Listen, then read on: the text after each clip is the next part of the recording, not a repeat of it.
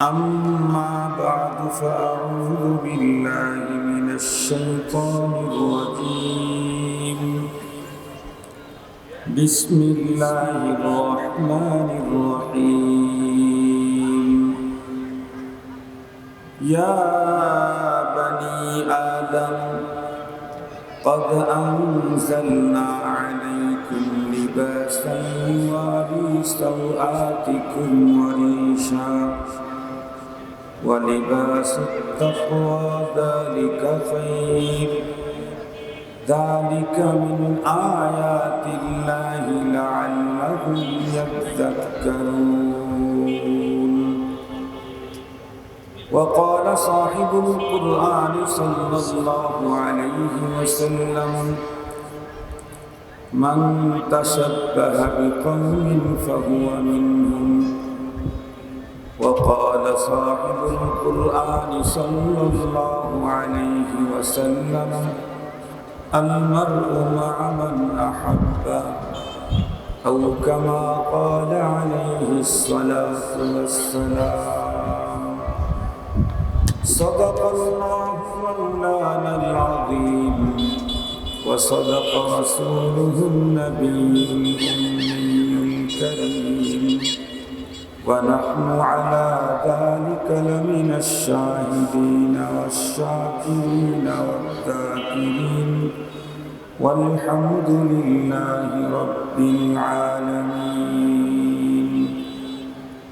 اللهم صل على سيدنا مولانا محمد وعلى آله وأصحابه وبارك وسلم اللهم صل على محمد النبي الأمي وعلى آله وسلم تسليما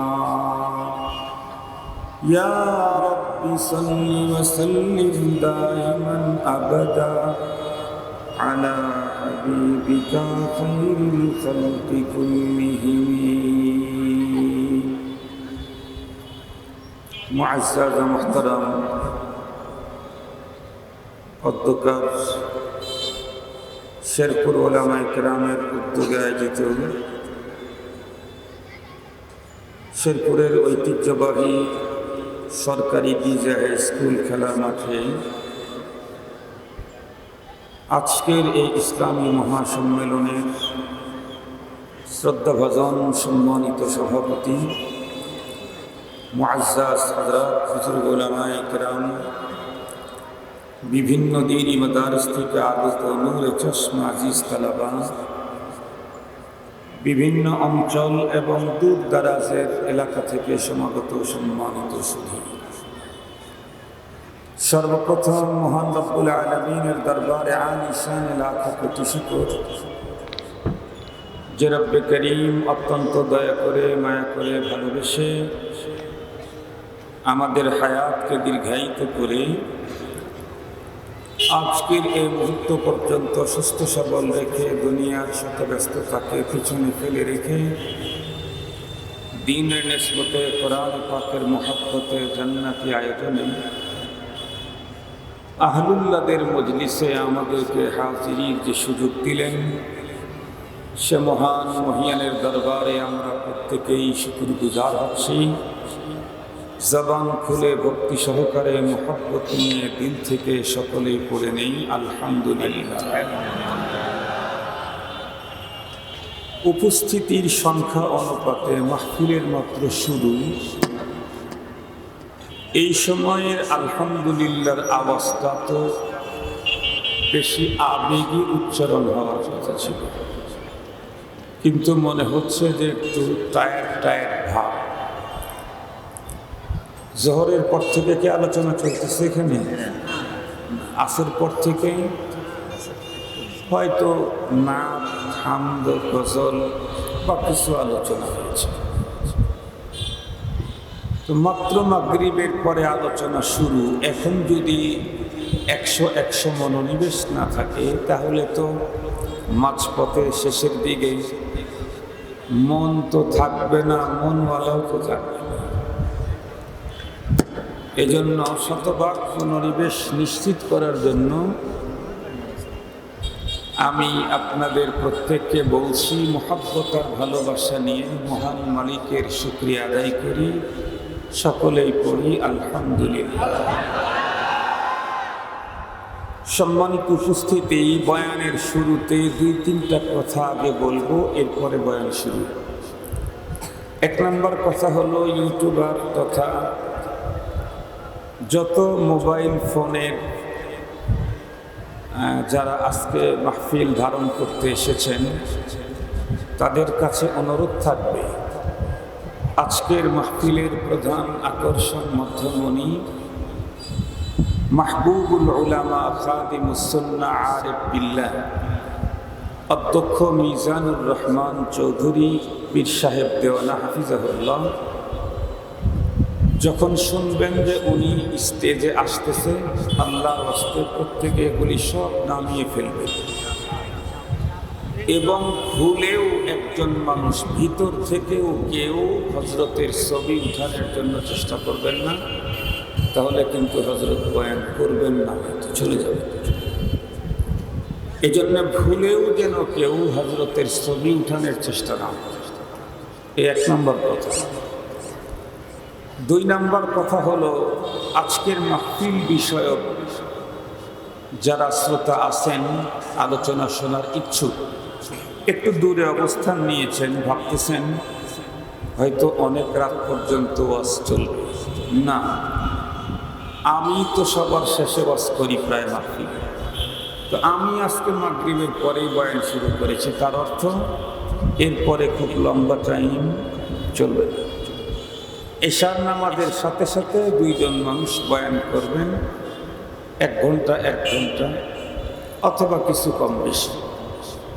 এজন্য অল্প সময়ের ভিতরেই মাহফিল শেষ হয়ে যাবে। এশার সালাতের পরে 2 জন বয়ান করবেন, আল্লামা খালেদ সাইফুল্লাহ আইয়ুবী আর আইয়ুবী সাহেব এবং আমার শেখ ও মুর্শিদ অধ্যক্ষ মিজানুর রহমান চৌধুরী হাফিজাহুল্লাহ।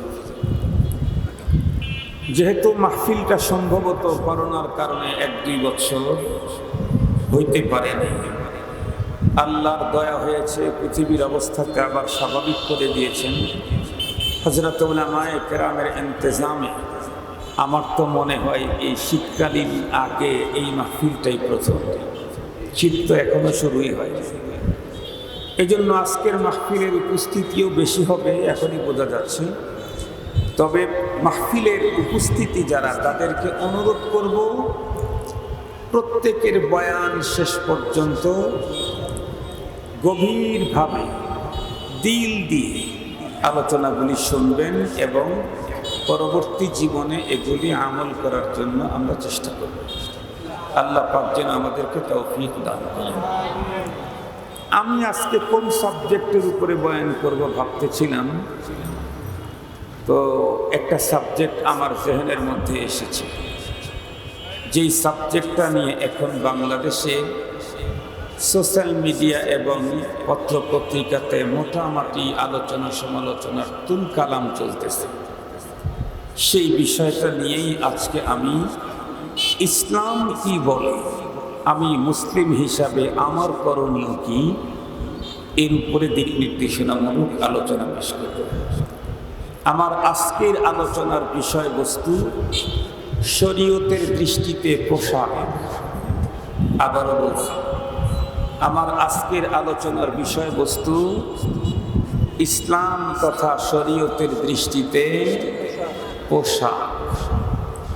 আপনারা ইতিমধ্যে শুনেছেন, দেখেছেন, জেনেছেন, পোশাক নিয়ে বর্তমান সময়ের কিছু তরুণ তরুণী 2 রকমের অবস্থান নিয়েছে। ইউনিভার্সিটির ছাত্রীরা, ওর সঙ্গে হয়তো কিছু ছাত্ররাও। একদল বলতেছে দেশ স্বাধীন হয়েছে, আমার শরীরে আমি পোশাক লাগাবো, সেইখানে অন্যদের আমার পোশাকের ব্যাপারে আলোকপাত করার, কথা বলার কোনো অধিকার নাই। তাদের দাবি হলো স্বাধীন দেশে আমার শরীরে আমার পোশাক আমি পরব, পোশাকের ব্যাপারেও আমি স্বাধীনতা চাই। আর একটা গ্রুপ, তারাও ইউনিভার্সিটি পড়ুয়া নারী, তারাও প্লে কার্ড লাগায় রাস্তায় দাঁড়িয়ে তারাও বলতেছিল অল্প কিছু সংখ্যক মানুষের শরীরের অল্প পোশাকের কারণে পোশাক পরিহিতা নারীরাও পুরুষের কোনো আক্রমণের শিকার হোক, এটি আমরা মেনে নিতে পারি না। মুহতারাম হাজিরিন, খুব ভালো করে কথাগুলি বোঝার জন্য চেষ্টা করবেন। অনেক লম্বা সুর দিয়ে, অনেক কণ্ঠ দিয়ে ইরান তুরানের কিসসা কাহিনী, এগুলি বলার সুযোগ টাইম এখন নাই, কারণ এখন সময়টা অত্যন্ত মুসিবত ঘন মুহূর্ত, অত্যন্ত জরুরি দিনই আলোচনা, দিক নির্দেশনামূলক আলোচনা প্রত্যেকটি মুসলমানদের জন্য মুস্তানাদ আলোচনা অতীব জরুরি। তো আসলে এই পোশাকের ব্যাপারে ইসলাম তথা শরীয়তের কোনো নীতিমালা আছে না নাই, এই বিষয়টা আজকে মুসলমানদেরকে জানিয়ে দেওয়ার জন্য আমি কোরআনে পাকের সূরাতুস সাফফাত থেকে 26 নম্বর আয়াতে কারিমা তেলাওয়াত করেছি। মুহতারাম হাজিরিন, এই আয়াতে কারিমাতে আল্লাহ তাআলা পৃথিবীর সকল মানুষদেরকেই সম্বোধন করেছেন, শুধুমাত্র কেবলমাত্র মুমিনদেরকে এই আয়াতে সম্বোধন করে বিধান দেননি। এই আয়াতে সম্বোধন করেছেন পৃথিবীর তামাম মানুষদেরকে। খুব ভালো করে কথাগুলি বুঝবেন, অন্যদিকে মনোনিবেশ দিলে মূল ফাউন্ডেশন যদি না বুঝেন, পরবর্তী কথাগুলা বোঝা আপনাদের জন্য কষ্টকর হবে। ভাই, আয় ভাই, তোমরা এক সাইডে যাও, মাঝখানে গিয়ে মানুষের মনোনিবেশের ঘাটতি ঘটাই। এক সাইডে যাও, এক সাইডে যাও, এদিকে এসে বসো, তোমাদের কারণে বহু মানুষ তোমাদের দিকে তাকায় দিচ্ছে। মুহতারাম হাজিরিন, আল্লাহ তাআলা পৃথিবীর সকল মানুষকে কোনো সম্বোধন করে কোনো বিধান দিতে গিয়ে তাদের জন্য কোনো কুওয়াতা ইল্লা বিল্লাহ, দুই শ্রেণীর মানুষ টয়লেট আর বেসিংয়ে ঢুকলে এটা পরে আর যারা ঢোকে তাদের কষ্ট হয়। এখন তো সমস্যা, একটা হলো যারা পান খায়, অনেক পান খানেওয়ালা আছে, এরা যদি বেসিংয়ে ঢোকে আল্লাহর নাম বলে খালি একবার যদি কুলি ছাড়ে, পরবর্তীতে যে যাবে তার হাত কিয়ামত। নোংরা তো নোংরা, সম্মের নোংরা। আমি অনেক কষ্ট পেয়েছি, তাই কথাটা বলে ফেললাম। আর একটা হলো ওই যে মোতা রাখছে, যে ইন্নালিল্লাহ, ভিতরে ঢুকলে ওই যে উপরে রাখছে, ওটার নাম যেন কি ভুলে গেলাম, এই যে বাসনা করে, ইংরেজি নামটা ভুলে গেলাম। ভিতরে একটা রাখে না টয়লেটের ভিতরে, যেটা সুন্দর ঘ্রাণ আসে, ওডেল, জি জি, এই যে সেটা রাখলে দেখছি ওইটার কোনো পাওয়ারই থাকে না, নিচের মোতার ভরস। যারা খায় না ভিতরে ঢোকে, ওরাই বোঝে পেশাব করতে কয়দিন গেল, এত কষ্ট। মুহতারাম হাজিরিন, অথচ এটা দামি যারা খায় তারা হলো কথা। আল্লাহ তাআলা আমাদেরকে এই অখাদ্য থেকে হেফাজত। আমিন। বাংলাদেশের এক জরিপে আসছে, ধূমপানের কারণে, ধূমপানের যত সামগ্রী আছে এগুলি থেকে সরকার যে ভ্যাট ট্যাক্স পায়, তার তুলনায় ধূমপানের কারণে সরকারের যে ডোনেশন দিতে হয় পাবলিক সাধারণ লোকের পিছনে, আমাদের পিছনে, এই 1-2 বছরের টাকা জমা করলে যমুনা সেতু বানানো সম্ভব। আল্লাহ আমাদেরকে হেফাজত করুক, সেদিকে যেতে চাই না। বক্তারা, আমি বলতেছিলাম তাহলে 3 প্রকারের মানুষ কাপড় পরার পরেও, কথা বলেন না কেন, উলঙ্গ। বলতেছিলাম মেয়েরা এখন কাঁকড়া, কাঁকড়া থেকে কথা আসছে, এই যেখানে এভাবে একটা লাগাই দিয়া পিছনের অংশটা উঁচা করে আসে, এরপরে যদি কোনো একটা কাপড় উপরে দিল না দিল,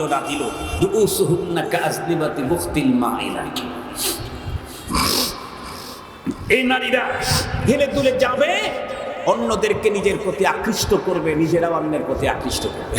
ইদানিংকালে যেই সমস্ত মেয়েরা বলতেছে যে স্বাধীন হয়েছে বেশ 50 বছর পেরিয়ে গেছে, এখনো পর্যন্ত পোশাকের স্বাধীনতা পেলাম না, আমার মনে হয় এদের চাইতে বড় পাগল আল্লাহর জমিনে আমিও কোনোদিন দেখলাম না। কারণ দেশ স্বাধীন হওয়ার মানে কি সব ব্যাপারেই স্বাধীন। সব ব্যাপারে যদি স্বাধীন হয় তাহলে এদেশে এত আইন আদালত, এত কেস কানুন কেন? আমি যা খুশি তাই করব, আমি স্বাধীন। পৃথিবীর সবচাইতে নাম করা দেশ আমেরিকা, ব্রিটেন, সেখানেও আইন আদালত জেলখানা আছে না নাই? সবচাইতে বেশি স্বাধীনকামী মানুষ তারা। তারপরেও সে দেশে আইন আছে, আদালত আছে, বিচার আছে, সে দেশে জেলখানা আছে। বোঝা গেল স্বাধীন দেশে আমার হাত থাকলেই হাত দিয়ে আমি যা খুশি তাই করতে পারবো না। আমার চোখ থাকলে আমি আমার চোখকে স্বাধীনতার অর্থে যাকে খুশি তাকে দেখবো, যেমনে খুশি তেমনে দেখবো। তাহলে চোখ থাকবে না। ঠিক বললাম না? ঠিক বললাম। গরিবের দিকে নজর করলে না হয় চোখটা থাকতে পারে, পাওয়ারফুল কারোর দিকে আমার চোখ দিয়ে আমি দেখবো, যাকে খুশি তাকে দেখবো, যেখানে খুশি সেখানে দেখবো, যেমন খুশি তেমন দেখবো। বলবে এত দামি চোখ দুনিয়াতে রাখা দরকার নাই, তুলে ফেলে দেয়। মুহতারাম হাজিরিন, স্বাধীন হওয়ার অর্থ উলঙ্গ হয়ে যাওয়া নয়। স্বাধীন হওয়ার অর্থ কাপড় ছাড়া রাস্তায় চলা নয়। মুহতারাম হাজিরিন, খুব ভালো করে কথাগুলি বোঝার জন্য চেষ্টা করবেন। আমাদের দেশে কাপড় খুলে দেয় মানুষ কখন? মানুষ যখন অপকর্ম করে, অন্যায় অবিচার করে, তাকে লজ্জা দেওয়ার জন্য কাপড় খোলে। যারা নিজের ইচ্ছায় কাপড় খুলে চলতে চায়, আমরা তাদেরকে সুস্থ মানুষের কাতারে শামিল করতে পারবো না। এদেরকে মনে হয় পাবনায় নিলে সবচেয়ে ভালো হবে। ওইখানে ভালো চিকিৎসক আছে। আমাদের কাছে আমাদের ফতুয়া দিয়ে কাজ হবে, পাবনায় নিয়ে চিকিৎসা করতে হবে। এদের রুচির সমস্যা হয়েছে, মেন্টালিটি প্রবলেম হয়ে গেছে। আল্লাহ পাক রব্বুল আমিন আমাদের সকলকে এই হাকিকত, এই সত্য কথা, বাস্তব কথাগুলি বোঝার তৌফিক দান করুক। কারো জোরে বলেন আমিন। মুহতারাম হাজিরিন, দেখতে দেখতে ঘড়ির কাঁটা একদম কাছাকাছি, 10 মিনিট পরেই বয়ান ছেড়ে দিতে হবে। এই জন্য এই ব্যাপারে আমি আর আলোচনা আগায় নিতে চাচ্ছি না। পোশাকের ব্যাপারে আল্লাহ পাক বলেছেন, আমি যে পোশাক দিয়েছি 2টি টার্গেট নিয়ে দিয়েছি। কয় টার্গেট? কথা বলেন না কেন? কয় টার্গেট? 1 নাম্বার হলো ইউয়ারি সাওআতিকুম, তোমরা তোমাদের বিশেষ অঙ্গগুলাকে ঢেকে রাখবে। আর একটা হলো ওয়ারিশা, আর একটা কি বলেন? রিশা আইলিত তাজাম্মুদ। আর একটা হলো আরে হাফ প্যান্ট পরে, বলেন তো দেখি, নাভির নিচ থেকে, নাভির উপর থেকে হাঁটুর নিচ পর্যন্ত ঢাকলেই সতর ঢাকা হয়ে গেল। এখন এই অবস্থায় একজন মানুষ চলতে কোনো শরীয়তে বাধা নেই। কিন্তু তাই বলে আপনাদের শাহী মসজিদের খতিব সাহেব যদি আগামী জুমায় শুধু হাঁটুর নাভির উপর থেকে হাঁটু পর্যন্ত ঢাকে নাই, আরো একটু নিচে দিয়ে নেসফ ফাঁক ঢাইকা এরপরে খুতবা দেওয়ার জন্য গেছে, তাহলে খতিব সাহেব যদি পাওয়ার বেশি থেকে থাকে তাহলে সে খুতবা দেওয়ার অধিকার পাবে। কিন্তু নামাজে দাঁড়ায় সালাম ফিরাইলে ডান দিকেও দেখবে মুসল্লি নেই, বাম দিকেও মুসল্লি নেই। যদি বেশি পাওয়ার থাকে নামাজ শর্ত পড়াইতে পারে, কিন্তু তার পিছনে কোনো মুসল্লি খুঁজে পাওয়া যাবে না। বরং খতিব সম্মানী মানুষ, তাহলে তার জন্য কাপড় অল্প না বেশি? তার জন্য বলেন, আমরা সাধারণ মুসল্লি মাথায় একটা টুপি, কিন্তু খতিব সাহেব যেহেতু সম্মানী, শুধু টুপি দেওয়া হবে না, পারলে একটা পাগড়ি, না হয় কমপক্ষে একটা রুমাল। কথা বলেন, কথা বলেন। আমরা সাধারণ মুসল্লি, আমরা নর্মাল একটা জামা লুঙ্গি 3 কোণে সে করে পড়ে গেলাম, সমস্যা নাই। কিন্তু খতিব সাহেব সম্মানী, উনি পায়জামা পরে যাবেন এবং সুগন্ধি পরবেন, পারলে পায়ের ভিতর নিচের থেকে একটা মোজাও পরে যাবেন। এটা শরীয়ত বলে দিয়েছে। এটা শুধু মুসল্লিদের যাওয়া না, শরীয়তেরও যাওয়া। শরীয়ত স্পষ্টই বলে দিয়েছে, কেউ যদি জুমাবার ঘুম থেকে আগে আগে উঠে উত্তম রূপে গোসল করলো, তার কাপড়ের ভিতরে সবচেয়ে দামি সুন্দর কাপড়গুলি সে পরিধান করে। সুবহানাল্লাহ বললেন না? যে বাসার ভিতরে যদি সুগন্ধি থাকে, আতর একেবারে উদ আল আসলি, একেবারে অরিজিনাল হবিগঞ্জে যে উদ তৈরি হচ্ছে এখন বিদেশে পাঠানো হয়, সেইখান থেকে নিয়ে আসলো 1 আউন্সের দাম 10,000 টাকা। এই রকমের আতর লাগানো। এরপরে মুসল্লি, মুহতারাম হাজিরিন, মুসল্লিদের জন্য অপশনটা আগে বলি, খতিব সাহেবের তারপরে বলি। এরপরে মুসল্লি মসজিদের দিকে আগে আগে গেল, কোনো মানুষের ঘাড়ের উপর দিয়ে ড্যাং গায়ে গেল। তার মানে একজন বসছে, উনি পিছন থেকে একদম অনেক এদিক এদিক এদিক করে কি বলে রিকাবান নাস, কারো ঘাড়ের উপরে পা উঠায়া আঘাত করে সামনের দিকে গেল না, যেখানে জায়গা পেল সেখানেই বসে পড়লো। এরপরে দুনিয়াবি কোনো কথাই বললো না। খতিব যখন খুতবা শুরু করলো, চুপ করে মনোযোগ দিয়ে খুতবা শ্রবণ করলো। এরপরে খতিবের সাথে ইমামে অংশগ্রহণ করে আসসালামু আলাইকুম বলল। এরপরে বাড়ির দিকে রওনা করলো। হাদিসে বিকেরে রাসূল করিম সাল্লাল্লাহু আলাইহি ওয়াসাল্লাম বলেন, এই লোকটা আজকে যত কদম উঠাবে, প্রত্যেক কদমে 1 বৎসরের নেকি, 1 বৎসর নামাজ, 1 বৎসর রোজার নেকি তার আমল নেকি। কদমে কদমে মোল্লা আলী কারি রহমাতুল্লাহ আলাইহি বলেছেন, মোল্লা আলী কারি রহমাতুল্লাহ আলাইহি বলেছেন, নফল ইবাদতের এই পরিমাণে ফজিলত একটাই মাত্র সহিহ হাদিসের দ্বারায় পাওয়া যায়, আর অন্য কোনো আমলের ব্যাপারে পাওয়া যায় না। মুহতারাম হাজির, ইমামকে তো আরো বেশি কিছু করতে হবে, তাই না? আল্লাহ পাক কোরআন শরীফের ভিতরে অপশন দিয়েছেন, সুবহানাল্লাহ বললেন না? আল্লাহ পাক বলেন, ইয়া বানি আদম قد أنزلنا عليكم لباسا يواري سوآتكم وريشا। এ বানি আদম, আদম সন্তান, আমি তোমাদের জন্য পোশাকের উপকরণ নাজিল করলাম, যাতে করে এ দিয়ে পোশাক তৈরি করে, পোশাক বানিয়ে, পোশাক দিয়ে তুমি তোমার বিশেষ অঙ্গ সতর যেগুলি আছে সেগুলাকে 24 ঘন্টায় ঢেকে রাখো। ওয়ারিশা, এবং আরো তুমি তোমার দেহের আর সৌন্দর্য বাড়াবার জন্য আরো অনেক বেশি অন্য অন্য পোশাক তুমি পরো। যেমন পাঞ্জাবি তুমি লাগাইলা, পাঞ্জাবি না পড়লেও বন্ধুরা আমার কোনো গুনাহ, কথা বলেন না কেন, গুনাহ আছে নাকি? আমি যদি এখানে পাঞ্জাবি পরে না আসি আমার কি গুনাহ হতো? তবে মানের ঘাটতি হতো কিনা, সৌন্দর্যের কমতি হতো কিনা? এই জন্যে বন্ধুরা আমার, সৌন্দর্য বাড়াবার জন্য কোন রং তোমার চয়েস করে লাগাও। 2-1টা রং শুধু বললাম এগুলা লাগাবা না, আর পুরুষেরা সব ধরনের রং লাগাও, 2-1টা লাগাবা না। নারীরা যে রং চাও লাগাও, যেমন প্রিন্টের কাপড় মনে চায় পরো, যেমন ডিজাইনের কাপড় মনে চায় পরো। রব্বুল আলামিন বললে দিলেন না, এই বন্ধুরা আমার যে শুধু এইটাই পড়তে হবে, এইটাই পড়তে হবে।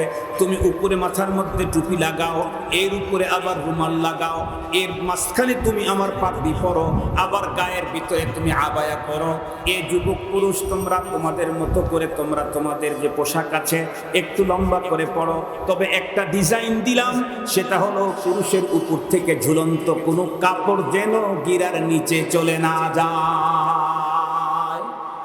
উপর থেকে ঝুলন্ত কোনো কাপড় গিরার নিচে গেলে ওই অংশটা কোথায় যাবে? আর একটু জোরে বলেন, কোথায় যাবে? আমাদের বলেন তো দেখি, আমাদের ভাইদের গিরার নিচে কাপড় যায় না?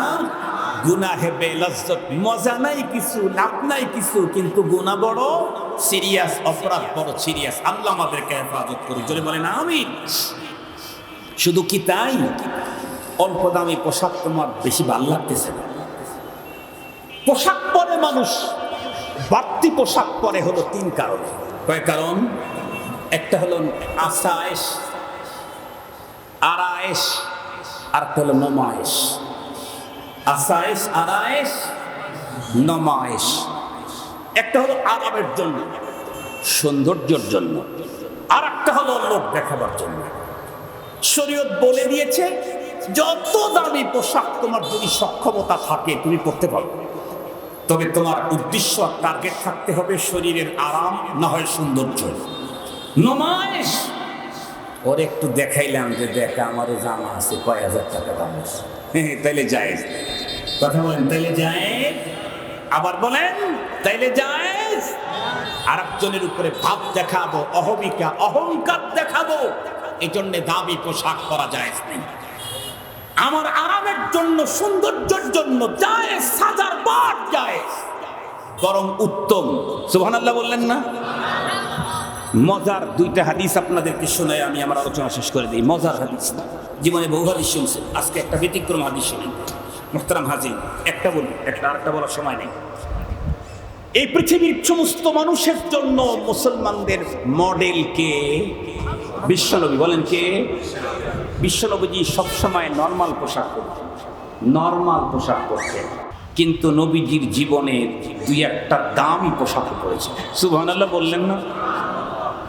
নবীজির এক ছিল, কি বলে, চাদর ছিল। ও চাদর তো আরবের ভিতরে মশহুর ছিল কালা কম্বল নামে। সুবহানাল্লাহ বললেন না যে কালা কম্বল নামে মশহুর ছিল। নবীজির এক জুব্বা ছিল, নবীজির একটা জুব্বা নবীজিরা পরতেন। যেই জুব্বার সেই যুগে দাম ছিল 2000 স্বর্ণের টাকা। এখন একটা স্বর্ণের টাকার দাম 80,000, 80,000 প্লাস। 2000 স্বর্ণের টাকা, তাহলে কয় কোটি টাকা দামের জুব্বা মুহাম্মাদুর রাসূলুল্লাহ সাল্লাল্লাহু আলাইহি ওয়াসাল্লাম পরেছেন। বাসায় গিয়ে যোগ করবেন, বাসায় গিয়ে যোগ বিয়োগ করবেন। 2000 সেই যুগে 2000 স্বর্ণের টাকা দিনার। এত দামি পোশাক পয়গম্বর পরেছেন কেন? কারণ আল্লাহ পাক তার রাসূলকে কিয়ামত পর্যন্ত মানুষের জন্য মডেল ঘোষণা করেছেন। নবী যদি শুধুই স্বাভাবিকভাবে যেমন সাধারণ পোশাক পরতেন, তাহলে আমাদের দেশের মুসা বিন শমসের মত দামি পোশাক পরা যায় না। মুসা বিন শমসের পোশাক সম্পর্কে আপনাদের কোনো জ্ঞান ধারণা আছে? আল্লাহ, আর এক কলমের দাম বলে 1/2 কোটি, এক জুতার দাম বলে অর্ধ কোটি টাকা, পরনের একটা পাঞ্জাবির দাম বলে 1 কোটি টাকার কাছাকাছি। ওর হাতের ভিতরে যে ঘড়ি আছে, এই ঘড়ি পৃথিবীতে একটাই শুধু ওর কাছে, আর কারো কাছে নাই। আপনি যদি সক্ষমতা থাকে, আপনি 20,000 টাকা গদের জামা বানাইতে পারবেন, তবে শর্ত হলো মানুষ দেখাবার জন্য। আল্লাহ তাআলা আমাদেরকে বুঝার, আমল করার তৌফিক দান করুন। আমিন। اللهم صل لا اله الا الله اللهم صل على سيدنا مولانا محمد وعلى اله وصحبه وسلم اللهم رب هذه الدعوه التامه والصلاه القائمه محمد رسول الله এই 2 মিনিট কথা বলবো, সমস্যা নেই ইনশাআল্লাহ। 2 মিনিট একটা ঘোষণা হলো, আমার কাছে হযরতের লেখা 2টা কিতাব আছে। তার ভিতরে একটা কিতাব ছোট, এটা সাধারণ মানুষ, আপনাদের কোনো কেনা দরকার নেই, প্রয়োজন নাই, ছাত্রদের শুধু ওলামায়ে কেরাম কিনতে পারবেন। ওটা দাম হলো মাত্র 30 টাকা। এটা একটা জরুরি কিতাব। আমাদের শেখ প্রধানমন্ত্রী বরাবর একটা বিষয়, একটা চিঠি দিয়েছিলেন, সেই চিঠি ওয়াজাহাত করেছেন উনি ওই বইটার ভিতরে। এটা শুধু ওলামায়ে কেরাম কিনবেন। আমার গাড়িতে আছে, পাশে গাড়ি।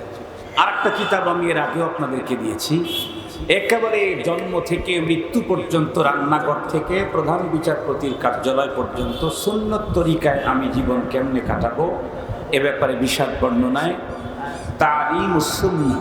এত মোটা কিতাব, অন্য কিতাব হইলে ওটার দাম হতো 500 টাকা, হযরত 350 টাকা দাম।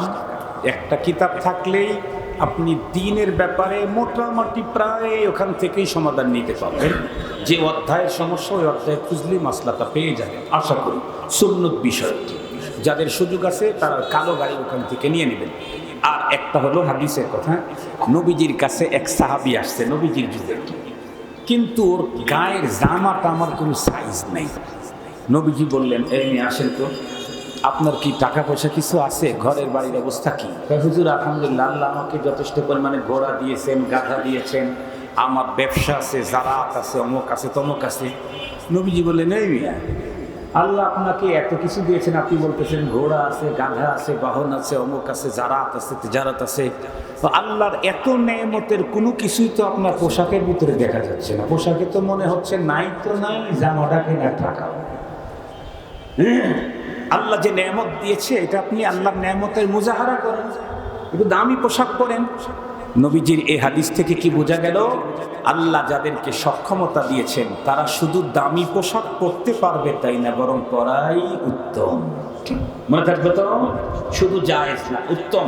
তবে শর্ত হলো মানুষ দেখানোর জন্য হলে জায়েজ হবে না। আরামের জন্য, সৌন্দর্যের জন্য পোশাক যত দামি কিনতে পারেন পরলে জায়েজ।